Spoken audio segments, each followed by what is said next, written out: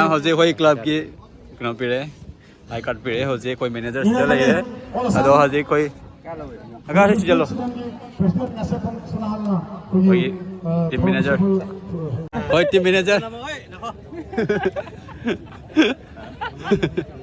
ꯑꯩꯈꯣꯏ ꯇꯤꯝ ꯃꯦꯅꯦꯖꯔꯗ ꯍꯧꯖꯤꯛ ID card ꯍꯨꯛꯆꯗꯣꯔꯤ ꯈꯨꯄꯥꯛ ꯐꯨꯅꯦ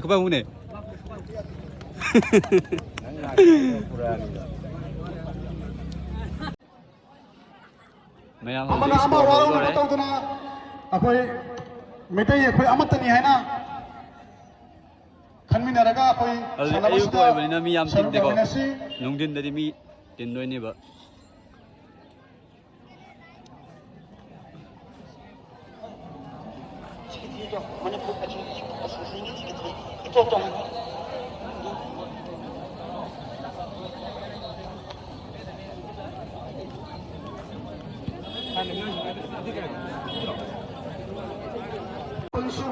Yaoshang kumhei haiba thoram asida saruk aminariba akhoi Hojai district ki manung chana leriba club ki sinaushing club sing ki phiral akhoi sab manana singhat mina boi daboi daboi singjare lonana akhoi ahana makada akhoi kai khunu buchage akhoi yakta leibiriba akhoi lamdam sugi kai khunu jari boda singi phomda kai khunu buchage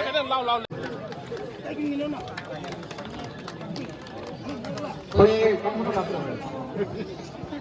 मसंगा कोई इकाई community बा कोई social worker कोई अमसुंग Manipur Sahitya Parishad Assam NDC की पठाराबा secretary कोई याम्बा W नीलो बो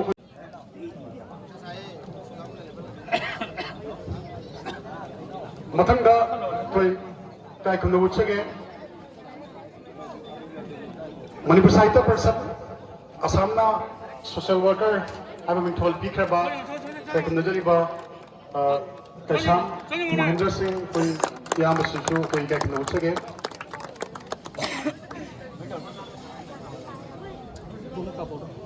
Matanga, who get notes again. United Manipuri Assistant Assam, Hojai District Committee President of Viriba, who Yamba Wakam Sandra, we get notes again.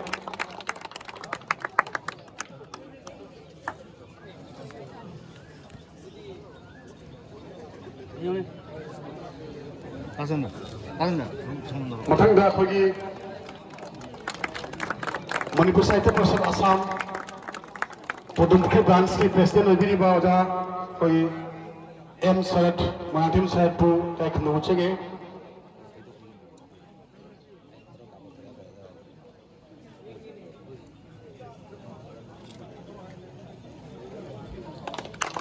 मथंगा All Assam Manipuri Artists Association की president ओइबिरिबा कोई Sanaujan Nobin बो काय खनोचेगे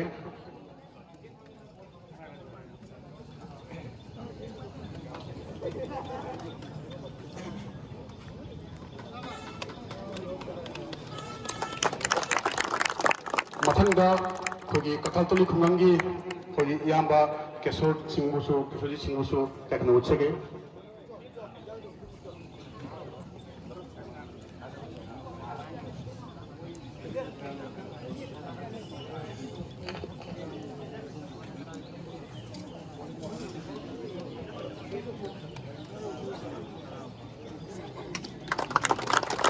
कोई क्या खंडबुच्चा बुगी थोरमसी मतान सिदा कोई पथा जरगा मथंगा कोई अमुक खटाई बाव दासिंग मयाम लेरी कोई क्या खंडबुच्चा के थोरम हौरबा मतुंगा कोई क्या खंडबुच्चा कनी मतम मतम दा कोई शिशो शो क्या खंडबुच्चा कनी कोई आबी कनी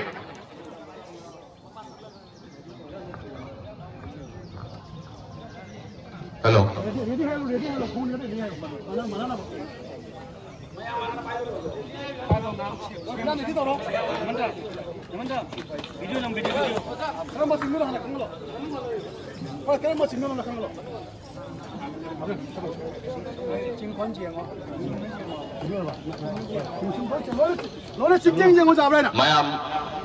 रेडियो बिरो अखोई मोइबुंग न खो को लेना ना अखोई फिरा दे टिकट तो हजुक टिकट पिखिनो मोइबुंग ग लेरे टिकट सी मयाम सब मानाना सिंगत सी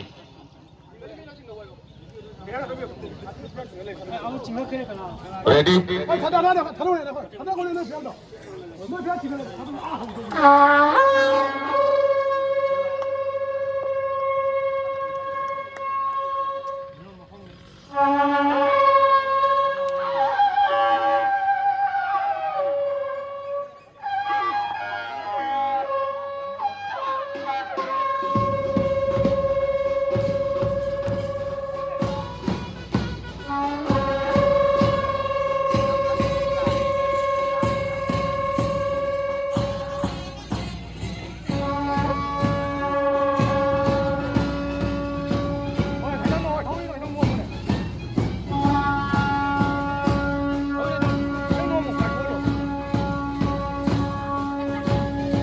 Sengi tung ilana apagi klap singi alai singa lai na ninga tung ilana amutan apagi lapak itu terkala kita betul sih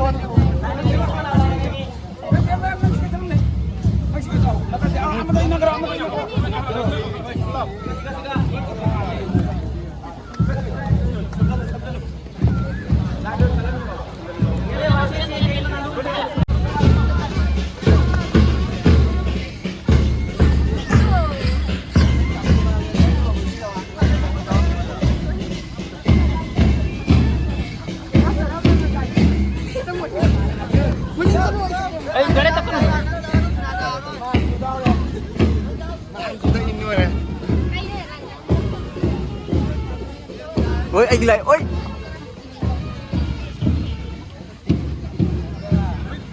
hai đảo này cái gì ấy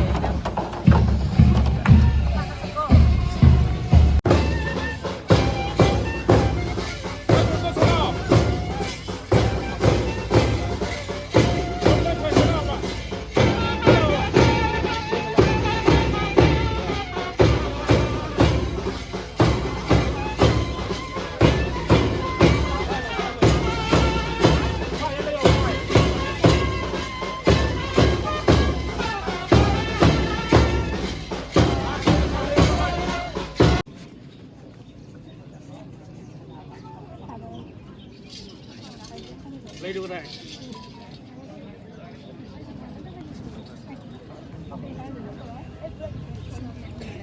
Mathangda khoi Manipur State Hojai Assam the district committee ki president obiba ra Principal Maniha rangana lakpi bodasin khapna ku lekat ki thoram se sol gamini bedung singari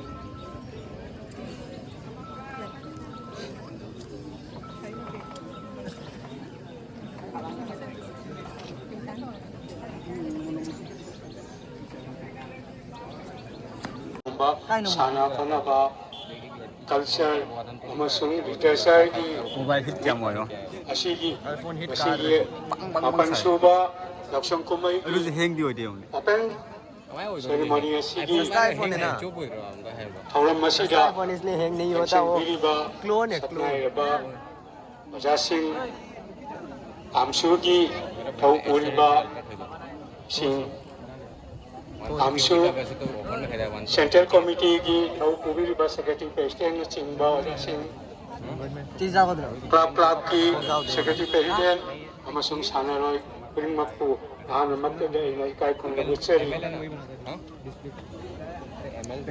Amsuna Amthokliba asigumlaba sana khonabagi thoram masi masigi pandam object ka akoi Amsugi Bazarna Thamkre ekoi Hojai district asigi manung channa lairiba Hojai Jogijan Horen tu edit đâu nè.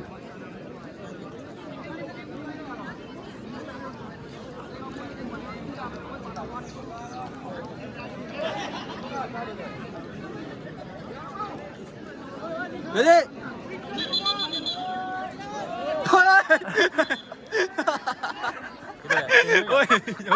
Out đi. Benar. Dài. Cái clip này kan ăn clip đi.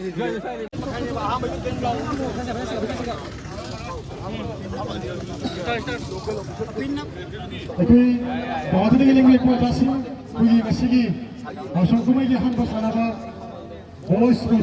어자스나 어자 능수 하이로나 능수 하이로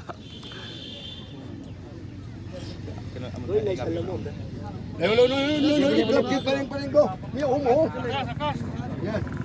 Xem cái gì đi. Qua cái gì hay.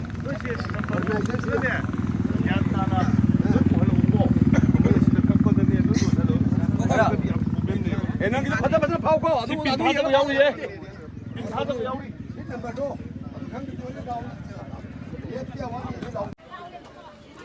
ai già 그래. 머누기라 에이 잠깐만 노고 빨리. 이좀 많이 네노. 가서 쟁가노.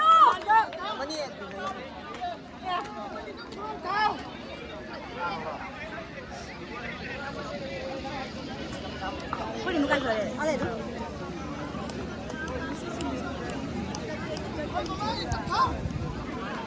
cái hay ngi Welcome to Yaoshang. cái hay ngi Kaya dyan. cái hay ngi Wala ngi. 유사 사이 Ano nga? Ado ni, hindi pili. Chahi ko din ngamba ni ma. ai chân phải Six round. chalo Six round wale, six round. Six round. Six round wale. mayam chele nupegi kana 1500 race round red lấy đôi này mayam si field che raul ani surenda ani sure inda mayam le family pi duga Hai wale ko. Hey, huy đâu đi? Five round. Mga wale mga. Five round. Mga. huy lại Five round. mà lên phải quay nhìn quay còn fast đấu rồi gì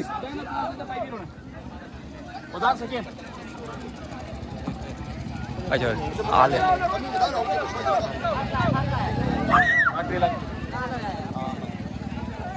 fast này quay Dâu đi quay nu quay wow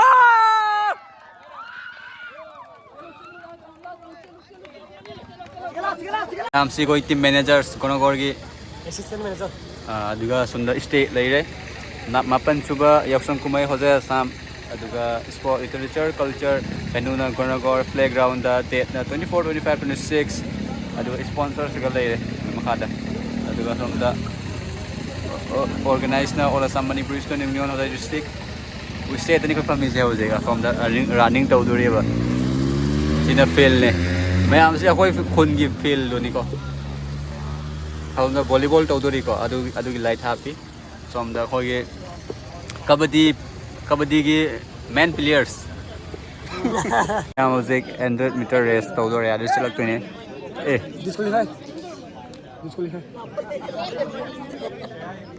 Chế con đi đâu mấy chị đi rồi. ale do si chalak to ne ba chale he chalo